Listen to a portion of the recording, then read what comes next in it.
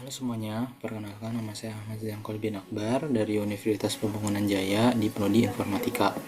Di sini saya akan mempresentasikan proyek UTS saya dari mata kuliah Deep Learning dengan judul Implementasi Klarifikasi Tinggi atau Rendahnya untuk Peminjaman Kredit Dataset UC. Oke. Untuk selanjutnya, latar belakang. Nah, perkembangan teknologi informasi telah membawa perubahan besar terhadap dunia keuangan. Nah, salah satu tantangan utama dalam yang dihadapinya adalah resiko kredit. Resiko kredit ini berpotensi mengalami kerugian terhadap kegagalan orang yang membayar peminjaman. Nah, selama ini metode tradisional regresi logistik memang digunakan untuk menilai kelayakan kredit, tapi metode tersebut masih mempunyai keterbatasan dalam mempelajari pola data yang kompleks dan non-linear. Nah, oleh karena itu, penelitian ini menggunakan pendekatan deep learning dengan model ANN atau Artificial Neural Network, karena model ini mampu mengekstrak pola data yang lebih kompleks dan menghasilkan keputusan yang lebih akurat. Adapun dataset yang kita pakai. Jadi dataset yang kita pakai itu yaitu German Credit Data UC Repository yang memiliki 1000 dataset dan memiliki 24 fitur yang mencakup beberapa fiturnya tersebut. Nah, ini di sini seperti ada durasi kredit, status pekerjaan, jumlah tabungan, dan riwayat pembayaran. Nah, untuk kelas targetnya sendiri itu terbagi menjadi dua. Yang pertama, good credit atau resiko rendahnya, dan yang kedua itu bad credit atau resiko tingginya. Nah, di sini data set ini terdistribusi sebesar 70% good credit dan 30% bad credit, sehingga dataset ini tergolong tidak seimbang. Hal ini membuat model perlu berhati-hati agar tidak terbias atau di kelas yang lebih banyak. Itu. Nah, untuk implikasinya itu kita menggunakan evaluasi precision, recall, dan F1 score. Oke, next. Nah, ini untuk tahapan metodologi penelitian kita. Nah, untuk tahapan yang pertama itu ada akuisisi data. Nah, di tahap akuisisi data, dataset yang dari dataset German UC dataset yang tadi itu akan diolah dengan Python dengan menggunakan library seperti NumPy, habis itu Pandas dan Skylern. Nah, setelah itu akan dilanjut ke proses pre-processing. Di tahap pre-processing ini, data-data yang tadinya itu akan dibagi menjadi 80% data pelatihan dan 20%-nya itu untuk pengujian. Nah, untuk selanjutnya membangun model ANN.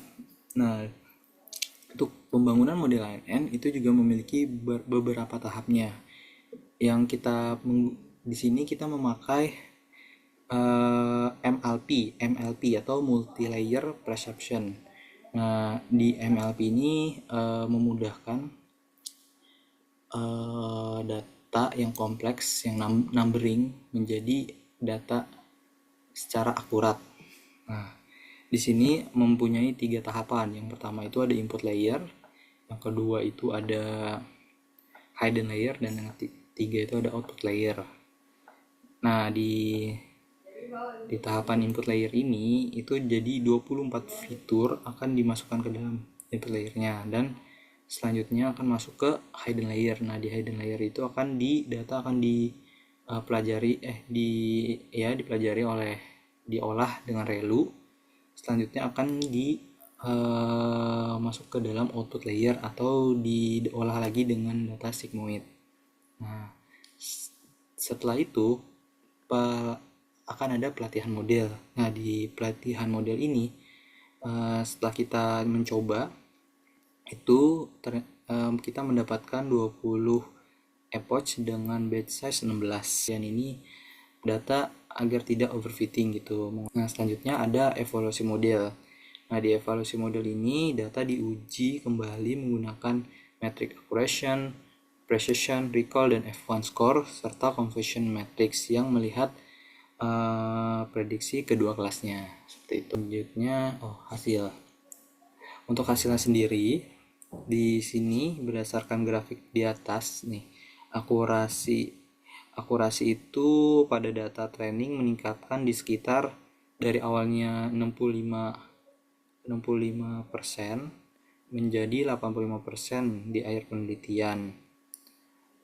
Dan sedangkan akurasi validasinya itu stabil di angka 79% sampai 80%. Nah, untuk loss secara menurun konsisten itu konsisten dari 0,63 hingga menjadi 0,34 yang menunjukkan proses pembelajaran yang stabil. Nah, berdasarkan hasil evaluasi conversion matrixnya, ini pada data itu akurasinya itu 0,79, precisionnya itu 0,74, dan recallnya itu 0,71, dan F1 score makro average-nya itu 0,73 dan weighted F1 score-nya itu 0,78. Nah, jadi dari hasil ini menunjukkan bahwa secara keseluruhan model ini sudah cukup stabil tanpa overfitting yang digunakan sebagai dasar pendukung keputusan kredit. Next, untuk rencana lanjutan yang kita akan kerjakan itu yang pertama menggunakan dataset yang lebih besar, yang kedua itu penyeimbangkan kelas data, yang ketiga menambahkan dropout layer, dan yang keempat optimasi parameter model.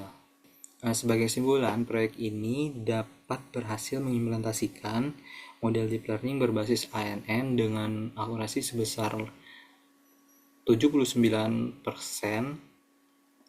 yang menunjukkan potensi besar terhadap Jerman dataset.